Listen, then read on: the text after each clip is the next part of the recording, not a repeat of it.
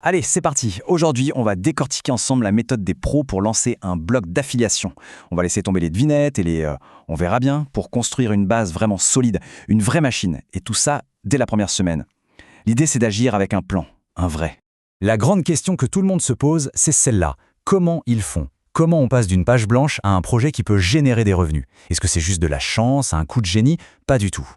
Eh bien, voilà la réponse. Elle est toute simple en fait. Les pros ne jettent pas des spaghettis au mur pour voir ce qui colle. Non, ils suivent un plan, une sorte de plan d'architecte, comme si on construisait une maison.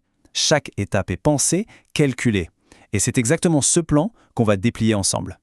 Bon, première étape, avant même de poser la première brique, il faut connaître ses matériaux. En affiliation, ça veut dire maîtriser le jargon, comprendre comment l'argent circule, c'est le vocabulaire de base indispensable pour la suite.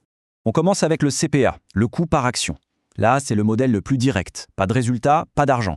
L'annonceur ne paye que si une action précise est réalisée, comme une vente. C'est un modèle qui est vraiment basé sur la performance pure et dure. Ensuite, on a le CPL, pour coût par lead. Ici, on change un peu de logique. Le but n'est pas forcément la vente immédiate, mais de générer un contact qualifié. Ça peut être quelqu'un qui remplit un formulaire, qui demande un devis. Bref, la mission, c'est d'amener un client potentiel à l'annonceur. Puis, il y a le CPC, le coût par clic. Alors là, c'est encore différent. L'objectif, c'est de générer du trafic. À chaque fois que quelqu'un clique sur le lien d'affiliation, une petite somme est versée.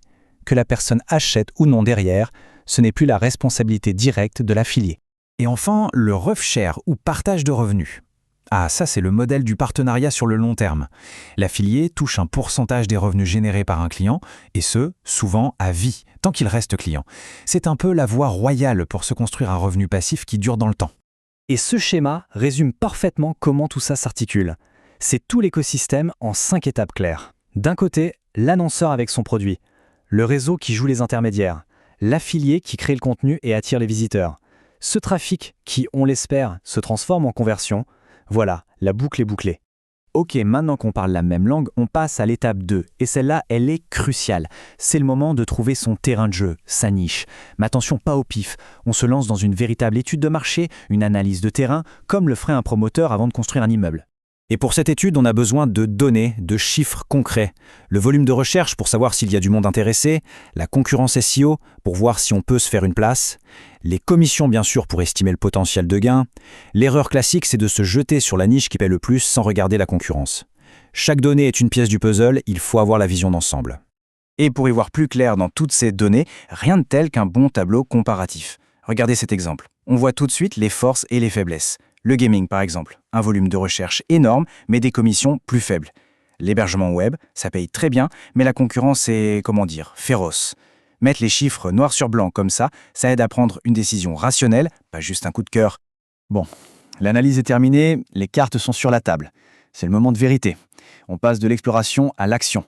Il faut choisir sa niche, planter son drapeau et acheter sa petite parcelle sur Internet. C'est une décision vraiment engageante qui va définir toute la suite du projet. Le nom de domaine, c'est un peu la façade de la maison, l'enseigne de la boutique. Il doit être impeccable, court, facile à retenir, facile à taper. On évite à tout prix les noms à rallonge, les tirets, les chiffres. La règle d'or, c'est de penser marque avant de penser mots-clés. C'est une identité qu'on construit. Et cette phrase, elle résume absolument toute la philosophie de cette approche. Le point le plus important, il est là. La décision finale, ce n'est pas une intuition.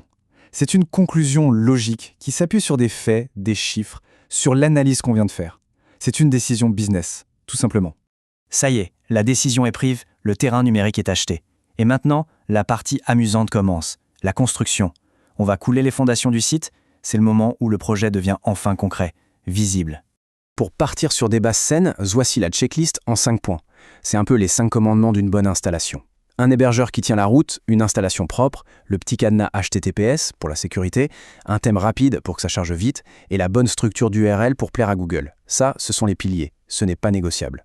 Pour compléter la structure, on ajoute quelques plugins. Mais attention, le but n'est pas de transformer le site en sapin de Noël. On installe juste le strict minimum qu'on peut classer en 3 familles.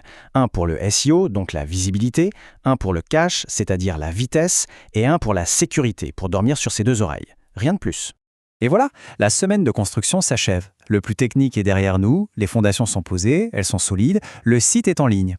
On a maintenant une véritable rampe de lancement, prête à décoller.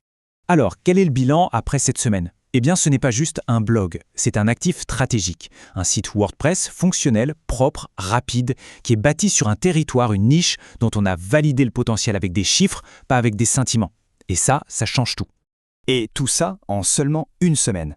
C'est ça la puissance d'un bon plan. Quand on suit une méthode, on ne perd pas de temps, on va droit au but. On pose des fondations professionnelles en un temps record, ce qui permet de passer très vite à l'étape suivante, la plus créative, le contenu. La base est là. Elle est propre, elle est solide, elle est stratégique. La vraie question maintenant, c'est qu'est-ce qu'on va bâtir dessus ? Quel contenu va permettre de transformer ce squelette en une véritable autorité dans sa niche et en une source de revenus ? Le plus passionnant ne fait que commencer.